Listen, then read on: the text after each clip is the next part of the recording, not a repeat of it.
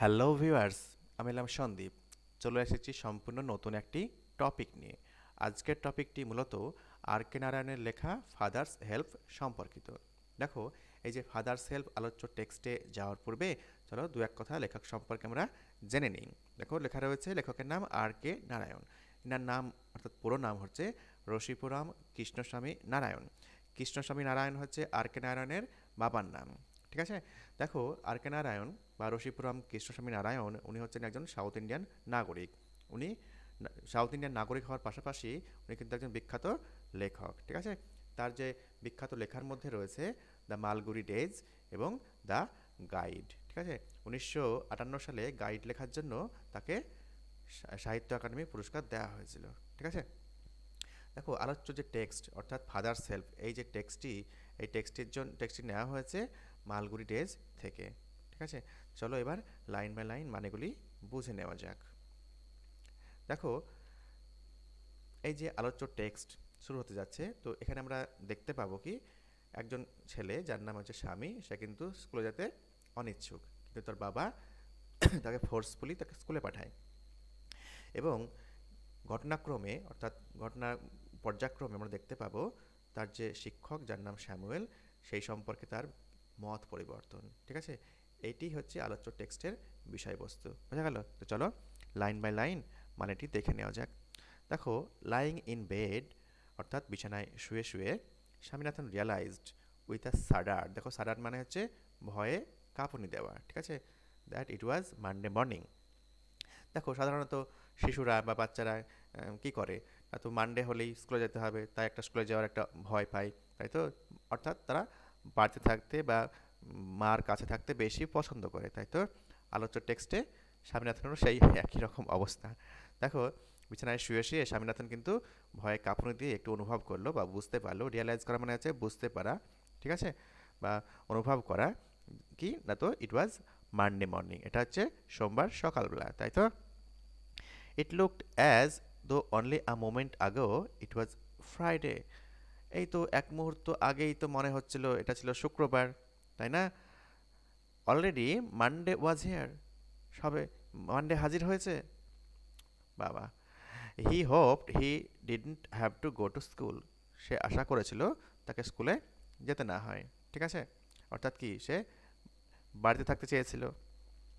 At 9 o'clock, দেখো o'clock রয়েছে, O apostrophe clock, এখানে অফ রয়েছে, preposition of, O F of লুকিয়ে রয়েছে। বোঝা গেল? অ্যাট 9 o'clock অর্থাৎ যখন সকাল 9টা বাজে, স্বামীনাথন ওয়েল্ড। ওয়েল্ড মানে কি, একটু ক্রাইড উইথ আ নয়েজ, অথবা লাউড ক্রাইং বলতে পারো, জোরে জোরে কাঁদা। ঠিক আছে। বা ঠুকরে ঠুকরে কাঁদাকে ইংরেজিতে ওয়েল্ড বলা হয়। ওকে। দেখো, যখন 9টা বাজে ঘড়িতে, তখন স্বামীনাথন ঠুকরে ঠুকরে বা জোরে জোরে কাঁদতে শুরু করলো। ঠিক আছে। আই হ্যাভ আ হেডএক, আমার মাথা ধরেছে। ঠিক আছে। হেডএক মানে কি, মাথা ব্যথা বা পেন। ঠিক আছে। হেডএক মাথায় পেন হয় বা মাথা ব্যথাকে ইংরেজিতে হেডএক বলা হয়। বোঝা গেল? 9টার সময় সে ঠুকরে ঠুকরে কাঁদছে এবং কেঁদে বলছে কি আমার মাথা ধরেছে। ওকে। মাদার জেনারেসলি সাজেস্টেড, দেখো মায়েরা কি হয়, স্নেহময়ী হয়, তাই না, মমতাময়ী হয়। মা বললো কি, ঠিক আছে, অত্যন্ত উদারতার সঙ্গে মা বলল দ্যাট স্বামী মাইট স্টে অ্যাট হোম, স্বামী কিন্তু বাড়িতেই থাকতে পারে। ঠিক আছে। দেখো, মে মাইট আমরা জানি, তাই না। তো মাইট পাস্ট ফর্মে রাখা হয়েছে। ওকে। এটা একটা মডাল অক্সিলারি বলা হয় মাইট। ওকে। অ্যাট 9:30, যখন ঘড়িতে 9:30 বাজে, when he ought to have been in school prayer hall, অর্থাৎ 9:30টায় যখন তাকে স্কুলের প্রেয়ার হলে থাকা উচিত ছিল, স্বামী was lying on bench in mother's room. দেখো, মায়ের ঘরে একটি বেঞ্চে শুয়ে রয়েছে। দেখো, লাইং মানে কি, শুয়ে থাকা, তাই না। দেখো, on the bench in mother's room, মায়ের ঘরে একটি বেঞ্চে সে শুয়ে রয়েছে 9:30টায়। ঠিক আছে। আর তার থাকার কথা ছিল স্কুলে প্রেয়ার হলে। ওকে। চলো পরের পোর্শন দেখে নিই। ফাদার আস্কড হিম, তাকে বাবা জিজ্ঞেস করলো, have you no school today, আজকে তোমার স্কুল নেই। Headache, Swaminathan replied. দেখো, স্বামীনাথন বলল কি, মাথা ধরেছে। ননসেন্স, বোকা। ড্রেস আপ অ্যান্ড গো, যত সব বাজে কথা, পোশাক পর, এবার যা স্কুলে যা। দেখো, বাবা জেনারেলি আমাদের সাধারণত হাউস হোল্ডে বলে থাকে, তাই না। তো বাবা সাধারণত বললো কি, বোকা, যত সব বাজে কথা, পোশাক পর, স্কুলে যায়। হেডেক, মাথা ধরেছে। Loaf about less on Sundays and you will be without a headache on Monday. দেখো, যদি রবিবারগুলোতে একটু কম ঘোরাঘুরি করিস, দেখো দেখো লোভ অ্যাবাউট মিনস হচ্ছে অলসভাবে এদিক সেদিক ঘুরে বেড়ানো। দেখো LOAF, এই যদি এর আরও একটি মানে রয়েছে, লোভ মানে গোটা পাউরুটিকে আমরা বলি বলি বা বোঝাই, তাই তো। LOAF, লোভ মানে হচ্ছে গোটা পাউরুটি। আবার লোভ অ্যাবাউট মানে হচ্ছে অলসভাবে সময় কাটানো, ঠিক আছে। দেখো, রবিবারগুলোতে যদি অলসভাবে বেশি না ঘোরাঘুরা করিস, তাহলে you will be without a headache on Monday. তাহলে কি হবে? সোমবারে কোনো হেডেক থাকবে না, অর্থাৎ মাথা ব্যথা থাকবে না। ওকে। স্বামী new how strict his father could be. স্বামী জানতো তার বাবা কতটা কঠোর হতে পারতো। So he changed his tactics, তাই সে তার কৌশল পরিবর্তন করলো। ট্যাকটিক্স মিনস হচ্ছে কৌশল। ওকে। দেখো, তাই সে কী করলো? তার যে ট্যাকটিক্স সেটা বা কৌশল সেটা পরিবর্তন করলো। অর্থাৎ কি কৌশল? বাড়িতে থাকার জন্য সে কৌশলটা, ঠিক আছে, যে বাজে ওজোর বা মিথ্যা অজুহাত সেটাকে চেঞ্জ করলো, ঠিক আছে। I can go so late to the class. আমি এত দেরিতে ক্লাসে কিন্তু যেতে পারবো না। দেখো, সো লেট বলা হয়েছে, তাই না? অর্থাৎ খুবই দেরি। ওকে।